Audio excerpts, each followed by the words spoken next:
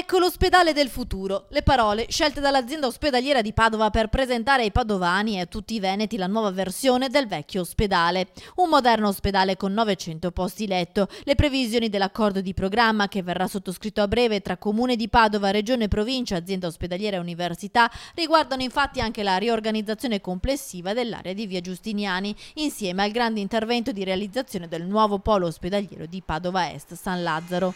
Alcune funzioni appunto migreranno verso il nuovo ospedale e quindi il vecchio verrà adeguato sia a livello funzionale che strutturale, tenendo conto anche degli aspetti di tutela dei beni monumentali che lo circondano, ovvero le mura storiche.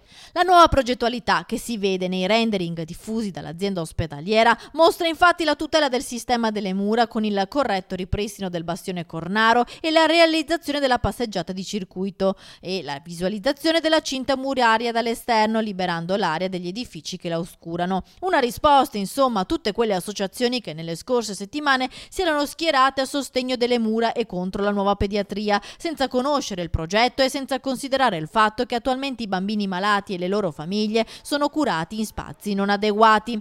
Nel nuovo progetto invece sono previsti 300 posti letto per il polo della mamma e del bambino e oltre 500 posti letto nel rinnovato edificio del Policlinico e nel centro Gallucci, altri 100 invece nel nuovo edificio del pronto soccorso che verrà realizzato a fianco del Policlinico. Si parte entro il 2020.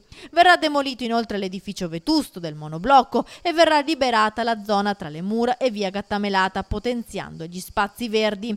Anche l'area del Giustinaneo e gli edifici di via San Massimo verranno ristrutturati per ospitare ambulatori.